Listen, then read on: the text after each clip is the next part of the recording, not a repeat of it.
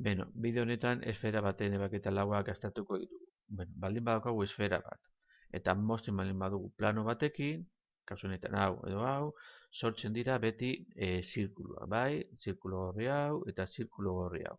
Plano bat eta esfera bat mozterakoan, sortzen dira beti esferaren barruan zirkulo, bai? Zirkulo desberdinak, handiagoak, txikiagoak.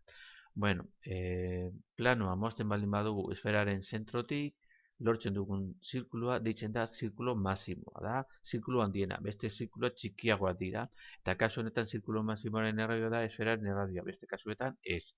Bai? Bueno, orain ikusiko dugu elementuak orokorrean. Daukagu esfera bat eta plano bat, esfera mozten du eta zirkulo bat sortzen da, bai? Hau, elementua. Bueno, lehenengo elementua da R handia, esferaren erradioa, bai? R handia da esferaren erradioa, esferaren zentrotik, 0 puntutik, o puntutik hori da esferaren erradioa. Kasu honetan, puntu honetaraino idatziko dugu esferaren R-an, bai?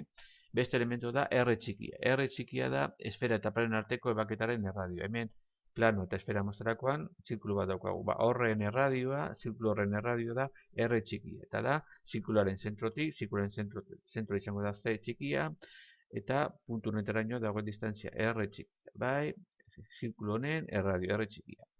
Bueno, beste elementua da D txikia. D txikia da esferaren O zentrotik ebaketaren arteko dagoen distantzia da. Hau da, zentrotik zirkuloren arteko distantzia.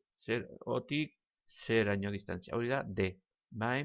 Hemen ikusten dugunez, bai, R handia, R txikia eta D triangelu zuzen bat osatzen dute. Hau da, Pitagoresen teorema aplikatu daiteke eta orduan R handia da hipotenusa, triangelu zuzena hemen dago, D da kateto bat eta R txikiare kateto bat. Orduan, Pitagoresen teorema betetzen denez, betetzen da R handia berbi, berdin, D berbi, gehi R txikia berbi. Hipotenusa R handia berbi, berdin, kateto bat berbi, D berbi, gehi R berbi. Eta horrela, daturen bat falta bazaigu, Pitagorasekin kalkulatu dezakegu.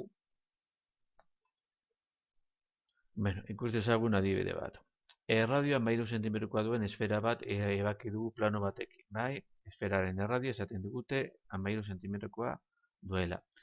12 zentimetroko erradioa duen zirkunferentzia bat erratzeko moduan hau da. Mosterakoan sortu du zirkulu bat eta zirkulu horren erradio esaten digute 12 zentimetrokoa dela, bai?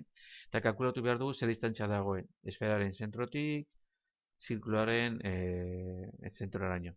Distantzia hau da, D txikia erabiltzen kalkulatu behar dugu. Eta ematen digute esferaren erradioa, R handia 13 zentimetro, eta zirkuluaren erradioa R txikia 12 zentimetro. Horren erabili behar dugu, Pitagoras kalkulatzeko D txikia. R da hipotenusa, eta beste R txikia kateto bat. Bai?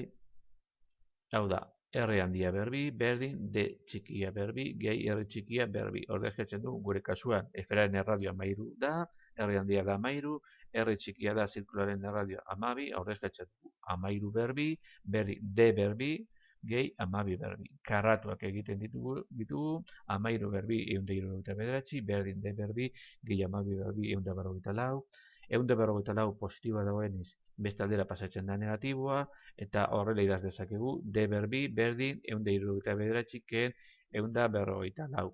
Kenketa egiten dugu, D berbi, berdin, 25, ze 179 ken 144 da 25, eta orain karratuak kentzen dugu, beste aldera, erro karratua jartzen. D izango da, 25, erro karratua. Eta erro karratua egiten dugu, eta 5 ematen du. Udan, D da 5 zentimetro. Hau da, eskatzen den distantzia 5 zentimetrokoa da. Bai, eta horrekin bukatu du. Agur.